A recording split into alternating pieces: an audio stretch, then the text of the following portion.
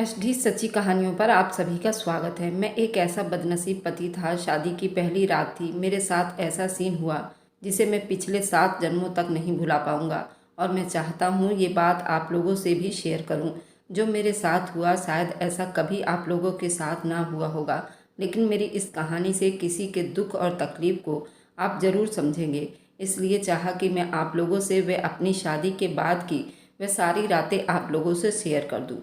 शादी की पहली रात लोग एक दूसरे से शर्म और लिहाज की वजह से अपनी दुल्हन को प्रभावित करने के लिए दोस्त यार सहेलियां सब अलग अलग तरीके बताते हैं और अलग अलग बातें बताते हैं, जिससे आदमी बहुत ज़्यादा कंफ्यूज हो जाता है और वह अपनी असली ज़िंदगी से भटक जाता है। क्योंकि मेरे साथ भी यही सब कुछ हुआ था। मेरे दोस्तों ने मुझे बहुत कुछ समझाया था, तो आप लोग मेरी इस कहानी को ज़रूर सुने। शादी की पहली रात मेरी पत्नी मुझसे बर्फ़ की सिल्ली मंगवाई। मैं बहुत हैरान हुआ, मगर पत्नी ने शर्त रख दिया, जब तक ये बर्फ़ की सिल्ली पिघल ना जाए आप कमरे में नहीं आ सकते। यूँ रोज़ाना ही मैं एक बर्फ़ की सिल्ली कमरे में लेकर आता ही मेरी पत्नी मुझे बाहर निकाल देती और उसके पिघलने के बाद मैं कमरे में जाता। पत्नी बहुत थकी हुई दिखाई देती। एक दिन मुझे शक हुआ, यूं ही अंदर झांका तो आंखें फटी की फटी रह गई। मैं अपनी पत्नी का घूंघट उठाकर सोने का कंगन उसके मुंह दिखाई में दिया और बोला कि ये कंगन तुम्हारे हुस्न के आगे कुछ भी नहीं है रीना। मेरे इस छोटे से गिफ्ट को तुम स्वीकार कर लो। रीना ने अपनी झुकी हुई पलकें उठाकर, राघव, अगर मैं आपसे मुंह दिखाई का तोहफा खुद से अपनी पसंद से मांगूं तो आप मुझे लाकर देंगे? मैंने हंसकर बोला, क्यों नहीं रीना, आज तो तुम चांद तारों को कहो तो वह भी तोड़कर ला दूंगा। मैं बड़े अच्छे मूड में था, इसलिए शायरी करते हुए बातें कर रहा था। रीना बड़ी गंभीरता से बोली, मुझे बर्फ की एक सिल्ली चाहिए। मैं हंस दिया क्योंकि मुझे समझ नहीं आया इस बात का मैं क्या जवाब दूं। रीना बोली, राघव, आप आज से ही अपना वादा पूरा करो, मुझे बर्फ की सिल्ली लाकर दो। पहले पहल तो मुझे लगा वह मजाक कर रही है, मगर वह जब अपनी जिद पर अड़ी रही तो मैं समझ गया जरूर मुझे आजमा रही है। मुझे मेरे दोस्तों ने बताया था बहुत सी दुल्हन शरारती होती हैं, वे अपने पति को आजमाने के लिए उल्टी सीधी फरमाइशें कर दिया करती हैं। मैं रीना की नज़रों से गिरना नहीं चाहता था, इसलिए मैं घर से उठा और गाड़ी की चाबी उठाकर बोला, तुम बस थोड़ी देर इंतज़ार करो, मैं तुम्हारे मतलब का चीज़ तुम्हें लाकर देता हूँ। मैं सारा रास्ता यही सोचता रहा, आज तो रीना मुझसे प्रभावित हो जाएगी। मैं जब बर्फ़ की सिल्ली लाया तो रीना की आंखों में खुशी की चमक आ गई। वह बोली, इस बर्फ़ को उधर मेज पर रख दीजिए। मैंने मेज पर रख दिया तो रीना बच्चों की तरह खुश हो गई थी। रीना मेरे पास आकर बोली, राघव, आप बहुत अच्छे हैं, अब आप मेरी एक आखिरी बात मान लीजिएगा। मैं अपनी तारीफ सुनकर खुश हो गया था। मैं बोला, रीना, एक नहीं 10 बातें बोलो, हर बात मानूंगा। वह हंस दी और बोली, नहीं नहीं, पहली रात ही अगर 10 बातें मनवा ली तो आप सोचेंगी पत्नी मुझे दबाकर रखने की सोच रही है।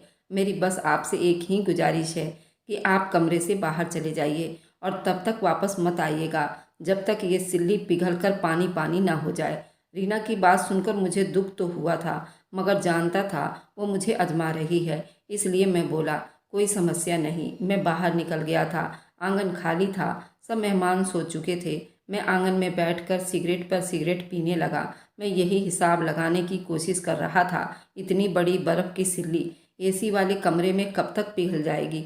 मैं सारे दिन का थका हारा हुआ था, मुझे भी आराम की ज़रूरत थी, मगर मैं रीना की बात मानकर बाहर आकर बैठ गया था।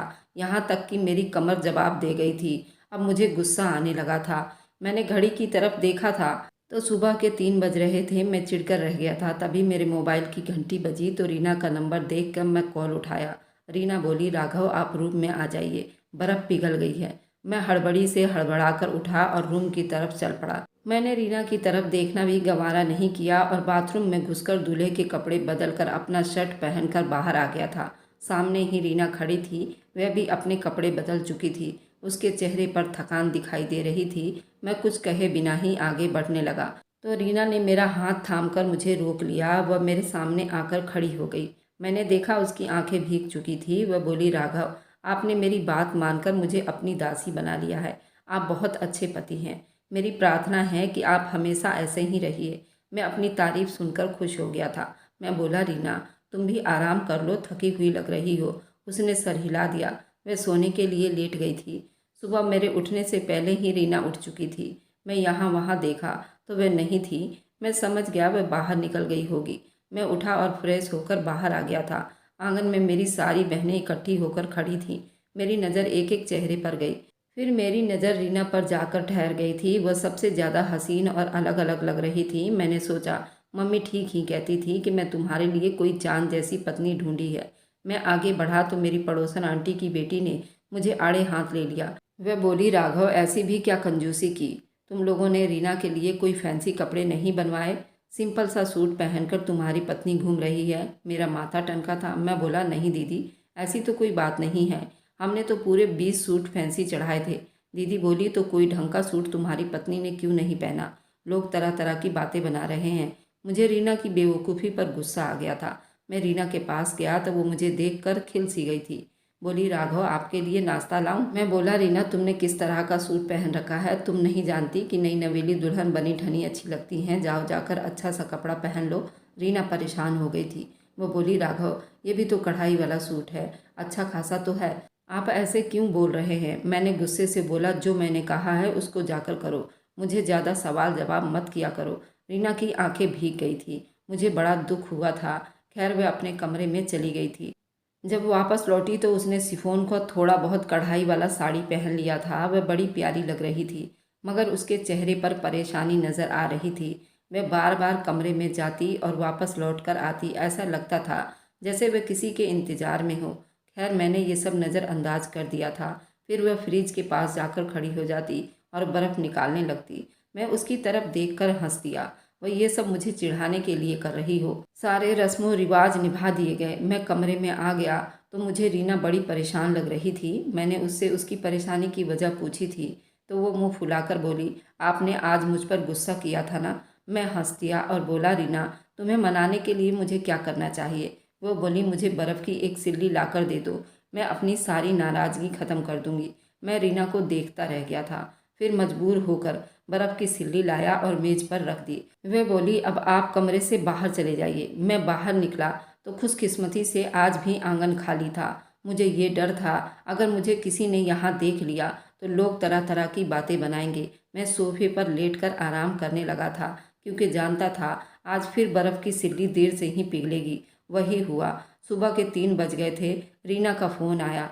वह बोली, आप कमरे में आ जाइए। मैं कमरे में चला गया। रीना की शक्ल पर नज़र पड़ी तो वह बहुत ज़्यादा थकी हुई लग रही थी। तभी मेरी नज़र सोफे पर पड़े तकिए पर गई। मैंने बोला, रीना ये सब क्या है? रीना बोली, राघव मैं एक बहुत ही प्रैक्टिकल लड़की हूँ। मैं अरेंज मैरिज पर यकीन नहीं रखती हूँ, मगर एक दूसरे को समझे बगैर मैं किसी तरह के रिश्ते को शुरू करना पसंद नहीं करती। इसलिए कुछ रातें मैं इसी सोफे पर सोया करूँगी जब तक हम एक दूसरे को अच्छी तरह से समझ ना ले, जब तक हम एक दूसरे से अलग रहेंगे। मैंने सर हिला दिया था मगर सोच कर रह गया था कि रीना मेरे साथ ये सब क्यों कर रही है। वह तो साफ साफ मुझे अपने करीब आने से मना कर रही है। मैं बोला, रीना लगता है आपकी शादी आपके घर वालों ने ज़बरदस्ती करवा दी है। मुझे मालूम था वह अब कहेगी कि नहीं राघव ऐसी कोई बात नहीं है, मैं तो आपको चाहती हूँ। मगर वह बोली भी तो क्या। जी राघव आप ठीक कह रहे हैं, मैं अभी ये शादी नहीं करना चाहती थी। मेरा दिल इतनी बुरी तरह से टूट गया था। मैं मुंह लटकाकर सोफे पर जाकर लेट गया। बोला, रीना तुम बेड पर लेट जाओ। मैं सारी रात सो नहीं पाया था। ये सोच सोचकर ही मेरा दिमाग फटने लगा था। मैं रीना की ज़िंदगी में एक अनचाहा इंसान हूँ। मुझे ज़बरदस्ती उस पर थोप दिया गया था। अगले दिन सारे मेहमान अपने अपने घरों को लौट गए थे। घर में बस 3 लोग ही रह गए थे, मैं और मम्मी और रीना। घर में इस तरह उदासी रहने लगी थी। मेरी 1 हफ्ते की छुट्टी भी अब पूरी हो गई थी, इसलिए मैंने ऑफिस ज्वाइन कर लिया था। पहले दिन मेरा काम में बिल्कुल भी दिल नहीं लगा, इसलिए मैं जल्दी लौट आया था। घर पहुंचा तो मम्मी को सोच में डूबा देखा। वह बड़ी परेशान लग रही थी। मैं बोला, मम्मी क्या हुआ आपको? मम्मी रोने लगी और बोली, राघव रीना का कुछ पता नहीं है। वह तुम्हारे जाने के बाद घर से निकली थी मगर अभी तक लौट कर नहीं आई है। मोबाइल भी रूम में छोड़कर गई है। मुझे अपना सर चकराता हुआ महसूस होने लगा था। दिल में यही ख्याल बार बार आ रहा था, कहीं वो मुझे छोड़कर तो नहीं चली गई। मैंने मम्मी से रीना के मायके में भी फ़ोन करवाया था मगर वहाँ भी नहीं गई थी। मैं अब उसे कहाँ ढूंढता। मैं चुप करके वहीं मम्मी के पास ही बैठ गया था। मैंने टीवी चलाकर खुद को तसल्ली देने की कोशिश की मगर बार बार ध्यान रीना की तरफ ही जा रहा था। जब 2 घंटे बीते तो आंगन में कदमों की आहट होने लगी थी। सामने देखा तो रीना खड़ी थी। रीना के चेहरे पर कई रंग आ रहे थे और कई रंग जा रहे थे। सबसे ज़्यादा डर का रंग था। वह बड़ी डरी हुई सी लग रही थी। फिर चेहरे पर हल्की सी मुस्कुराहट सजाकर बोली, राघव, आप इतनी जल्दी कैसे घर आ गए हो? मैं थोड़ी देर पहले ही घर से निकली थी। क्यों मम्मी, बताइए ना राघव को। मम्मी ने बेबसी से मेरी तरफ देखा और बोली, राघव, बहू आधा घंटा पहले ही गई थी। मैंने भी अनजान बन ही अच्छा समझा था। मैं बोला, रीना, कहीं जाने से पहले फ़ोन कर दिया करो, चाहे तुम 10 मिनट के लिए ही क्यों ना जाओ। वैसे वह सर हिलाकर आगे बढ़ गई थी। उसने हाथ में एक पन्नी पकड़ा हुआ था। न जाने उसमें क्या था। वह लेकर अब कमरे में चली गई थी। उसके जाने के बाद बोला, मम्मी, रीना ये सब क्यों कर रही है? वह क्या किसी को पसंद करती है? मम्मी कांप कर रह गई थी और बोली, नहीं बेटा, ऐसी बात दिल में भी मत लाना। रीना का किरदार बिल्कुल अच्छा है। मैं अब मम्मी को ये सब तो नहीं बता सकता था। रीना मुझे रात भर कमरे से बाहर रखती है क्योंकि मैं ऐसा इंसान नहीं था। मुझे ये बिल्कुल भी पसंद नहीं था कि पति अपनी पत्नी की बुराइयां करता फिरे। मैं उठकर अपने कमरे में जाने लगा तो मुझे रीना की आवाज़ सुनाई दी। वह कह रही थी, मोहित, तुम्हें भगवान की कसम है, मेरा यह राज आप किसी को मत बताना। ये बात हम दोनों के बीच ही रहनी चाहिए। मैं तुमसे मिलने आती रहूँगी। रीना की बातें सुनकर मेरा पूरा बदन हिलकर रह गया था। उसका ऐसा कौन सा राज था जो मुझसे छुपाना चाह रही थी? फिर वो मोहित कौन था? उससे मिलने क्यों जाती थी? क्या रीना के ऐसे व्यवहार के पीछे मोहित था? वह मोहित की वजह से मुझे स्वीकार नहीं कर पा रही थी। तरह तरह के सवाल मेरे दिल में उठ रहे थे। मैं कमरे का दरवाज़ा नॉक करके अंदर दाखिल हो गया। रीना खुद को सावधान करने के लिए लंबे लंबे सांसें ले रही थी। फिलहाल वो मुस्कुरा रही थी। मैं बोला, रीना, तुम्हें नहीं लगता हमें हनीमून पर जाना चाहिए? रीना जल्दी से बोली, नहीं, बिल्कुल भी नहीं। पहले हमें एक दूसरे को समझ लेना चाहिए। मैं बोला, रीना, हम कब एक दूसरे को समझेंगे? सुबह मैं ऑफिस जाता हूँ, रात भर तुम मुझे रूम से बाहर बैठा कर रखती हो। मुझे तो लगने लगा है मैंने शादी नहीं बल्कि कोई जुर्म कर दिया है जिसकी सज़ा मुझे मिल रही है। मैं इतना कहकर दरवाजे पर हाथ मारकर बाहर निकल गया था। मैंने रीना की जो बातें सुनी थी वो मुझे अंदर ही अंदर जला रही थी। मैं बिना मकसद सड़कों पर गाड़ी दौड़ाता रहा। रात के 1 बजे घर पहुंचा था। मुझे लगा था रीना सो गई होगी, मगर कमरे का मंजर देखा तो मैं हैरान रह गया था। रीना फर्श पर बैठी बुरी तरह से रो रही थी। उसका चेहरा नीला पड़ चुका था। मैं आगे बढ़कर बोला, क्या हुआ रीना? वह रोते हुए बोली, बर्फ़ बर्फ़ ला दो। मैं घबरा गया। इस वक्त मुझे बर्फ़ की सिल्ली मिलेगी कहाँ? मैं रीना को खुश करने के लिए घर से निकल आया था, मगर मुझे कहीं भी बर्फ़ वाला नज़र नहीं आ रहा था। यूं ही टाइम बिताने के लिए इधर उधर जा रहा था जब मुझे अचानक से एक आदमी पर नज़र गया। उसके पास बर्फ़ की सिल्ली थी। मैं जल्दी से गाड़ी से उतरा और बोला, ये बर्फ़ बेचोगे? वो बोला, आधी कीमत पर ले लो। मैं उस आदमी की मजबूरी समझ चुका था। शायद वह रात के इस पहर तक इसलिए बैठा था क्योंकि उसकी बर्फ़ बिकी नहीं थी। मैंने उसे डबल कीमत दी और बर्फ़ लेकर घर पहुंच गया। रीना ने बर्फ़ देखी तो मुझसे लेकर जल्दी जल्दी कमरे में चली गई और अंदर जाकर कुंडी लगा ली थी। मैं सोचता रह गया कि रीना ये सब क्यों कर रही है। अब बर्फ़ पिघलने में फिर से सुबह हो जाएगी। न जाने रीना मुझसे ये सब क्यों कर रही है। मुझे दूरी बनाने का कारण लगता है मोहित है। मैंने सोचा कि मैं तो ये मालूम करके ही रहूँगा ये सब क्यों हो रहा है। मैंने मम्मी को घर में कड़ी निगरानी रखने को कहकर घर से निकल गया था। जो ही रीना घर से निकले, आप मुझे फ़ोन करके बताओगी। मैं इंतज़ार ही करता रह गया, मगर मम्मी का फ़ोन नहीं आया था। मैं शाम में घर लौटा। मम्मी बोली, लेकिन तभी मेरी नज़र मम्मी के पैरों पर पड़ी थी। उन्होंने नई चप्पल पहन रखी थी। कल ही मम्मी ने मुझे कहा था कि उन्हें एक नई चप्पल की ज़रूरत है। मम्मी ने मेरी नज़रों को समझते हुए उन्हें भी अपने चप्पल नज़र आ गए थे। मम्मी घबरा गई थी। अब मैं अपनी बूढ़ी माँ को क्या शर्मिंदा करता, इसलिए उठकर अपने कमरे में चला गया था। मैं शाम तक यूं ही लेटा रहा। रीना किचन में थी, मगर उसने मुझसे आकर मिलना भी गवारा नहीं किया। रात 8 बजे आंगन में खाना खाने के लिए गया तो पूरा मेज तरह तरह की खानों से भरा पड़ा था। रीना बोली, राघव, आज मैंने बड़ी मेहनत करके आपकी पसंद की चीज़ें बनाई है। वह दोनों माँ बेटे का खाना लगाकर कमरे में चली गई थी। खाना पड़ा पड़ा ठंडा हो गया था तो मम्मी बोली, राघव, खाना शुरू कर दो। बहू शायद थक गई होगी, आराम कर रही होगी। मैं बिना मूड का थोड़ा सा खाया और उठकर अपने कमरे की तरफ चला गया था। दरवाज़ा खुला तो अंदर से लॉक था। मेरा पारा हाई हो गया था। मैंने ज़ोर ज़ोर से दरवाज़ा खटखटाया, मगर फिर भी रीना ने 10 मिनट बाद ही कमरा खोला था। मैं गुस्से से बोला, रीना, क्या खूब ड्रामा करती हो? मैं रूम में होता हूँ तो तुम बाहर होती हो, मैं बाहर जाता हूँ तो तुम रूम में आ जाती हो। ये किस तरह का खेल तुमने मेरे साथ रचा रखा है? तुम सच सच बता क्यों नहीं देती? अगर तलाक चाहिए तो भी बता दो, मैं उप भी नहीं करूँगा और तलाक दे दूँगा। मुझे वैसे भी इस शादी ने टेंशन के सिवा कुछ भी नहीं दिया। रीना एकदम ही मेरे कदमों में आकर गिर गई और ज़ोर ज़ोर से रोने लगी। बोली, राघव, मुझ पर इतना बड़ा जुल्म मत कीजिएगा, मुझे डिवोर्स मत दीजिएगा, मैं आपके बगैर नहीं रह सकती। मैं एकदम ही पीछे हटा और बोला, मुझे तो ये लगता है कि तुम मेरे साथ रह नहीं सकती। इतना कहकर मैं बाहर निकल गया था। मैं आंगन में बैठा बौखलाया हुआ था। फिर एकदम ही मेरे दिमाग में ख्याल आया था। मैंने सोचा, कब तक मैं यूं ही जलते रहूँगा? आज तो मैं हर हाल में रीना का राज मालूम करके ही रहूँगा। मैंने खुद को नॉर्मल किया, फिर कमरे में चला गया।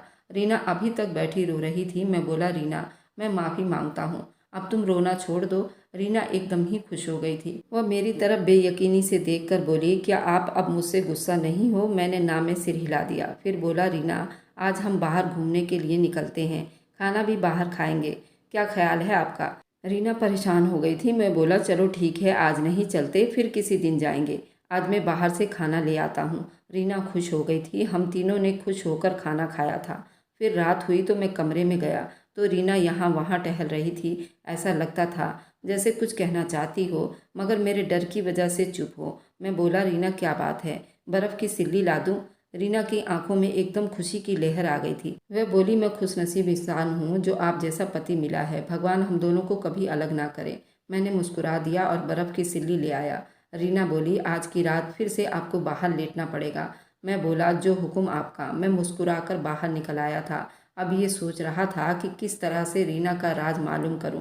फिर एकदम ही दिमाग में आइडिया आया था। मुझे कमरे की खुफिया खिड़की का ख्याल आया था। मैं उठकर जल्दी से घर की दूसरी साइड पर गया था। मैंने धीरे से खिड़की को धक्का दिया तो वह खुलती चली गई थी। सामने का मंजर देखकर मेरी तो आत्मा तक कांप कर रह गई थी।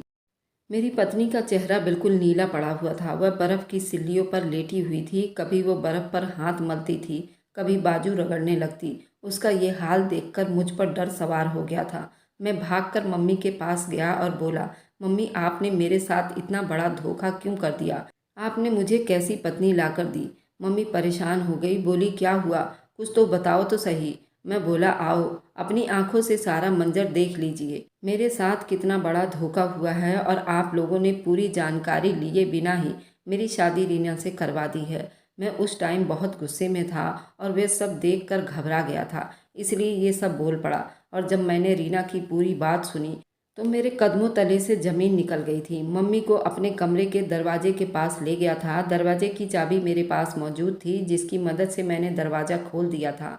मैं और मम्मी कमरे में दाखिल हुए तो रीना का अजीब रूप हमारे सामने था। रीना हमें देखकर डर सी गई थी। मम्मी बोली, रीना ने डरते हुए कहा। रीना रोने लगी और बोली, मम्मी जी, ये देखिए मुझे क्या हो गया है, मुझे बहुत तकलीफ़ होती है। फिर रीना मेरी तरफ मुड़ी और बोली, राघव, मैं आपको इसलिए कमरे से बाहर भेज देती थी, ये देखिए मेरे बाजू को, आपको बुरा महसूस हो रहा होगा ना? रीना ने अपने जले हुए बाजू मेरे सामने कर दिए थे। रीना बोली, मेरी टांगें, गर्दन, बाजू सब कुछ जल गया था। राघव, बहुत तकलीफ़ होती है मुझे, ऐसी चुभन होती है, लगता है कोई मेरे जिस्म में गरम गरम सुइयाँ चुभो रहा हो। ये सब 6 महीने पहले हुआ था। मैं नीचे आंगन में काम कर रही थी, ऊपर नौकरानी लगी हुई थी। न जाने ऐसा क्या हुआ और ये सब कैसे हुआ। उसके हाथ में उबले पानी की बाल्टी लिया हुआ था, उससे छूट गई और उबला हुआ पानी मेरे बदन को जला गया था। मेरा सारा मांस उतर गया था। डॉक्टर के इलाज से भी कोई खास फर्क नहीं पड़ा। बस उतना हो गया कि दिन अच्छा गुजरता गया। मैं दवा लगाती रहती हूँ, फिर जब फैंसी कपड़े पहन लूँ, जब जख्म फिर से जलने लगते हैं। अपनी शादी पर अपने कढ़ाई वाले कपड़े इसलिए नहीं पहने थे, मुझे बहुत जलन होती थी, इसलिए बर्फ़ की सिल्ली मंगवाती थी। उस दिन आपसे छुपाकर डॉक्टर के पास गई थी। उसने जख्मों की हालत देखी तो मुझे प्लास्टिक सर्जरी का राय दिया था। तुम्हारे एक कजन ने मुझे अस्पताल में देख लिया था, उसने मुझे धमकी दी, वह आपको सब कुछ बता देगा। मैंने उसे पैसों का लालच भी दिया था, आपको मेरा राज ना बताए, मगर वह चुप नहीं था। आपके सामने हकीकत रख देता ताकि आप मेरा इलाज करवा दें, मगर मैं डरती थी कहीं आप मुझे छोड़ न दें। अब मैं आपके सामने हूँ, चाहे तो मुझे डिवोर्स दे दो या फिर अपना लो। रीना की तकलीफ़ देखकर मेरा दिल भर सा गया था। वह मासूम लड़की न जाने कितने तकलीफ से गुजर रही थी। मैं बोला, रीना, मैं तुम्हें छोड़ने का सोच भी नहीं सकता, तुम फिक्र ना करो, तुम जल्दी ठीक हो जाओगी। मैं डॉक्टर से रीना का पूरा इलाज करवाया, उसने भी प्लास्टिक सर्जरी का राय दिया था। आज मैं रीना की सर्जरी करवा कर अस्पताल बेंच पर बैठा हूँ। सर्जरी कामयाब हो चुकी है। मेरी आंखों से खुशी के आंसू बह रहे हैं। आप सबसे विनती है कि रीना की जल्दी सेहत के लिए सब भगवान से प्रार्थना करें। अगर आपको आज की कहानी पसंद आई है तो वीडियो को ज़रूर लाइक कीजिएगा और अपने दोस्तों के साथ शेयर भी कीजिएगा। और हाँ, अगर आपने अभी तक हमारे चैनल को सब्सक्राइब नहीं किया है तो ज़रूर सब्सक्राइब कर लें। मिलते हैं हम अपनी कल की एक नई दिलचस्प कहानी के साथ। मुझ पर सदा अपना प्यार और स्नेह बनाए रखें। सभी को मेरा प्यार भरा नमस्कार दोस्तों।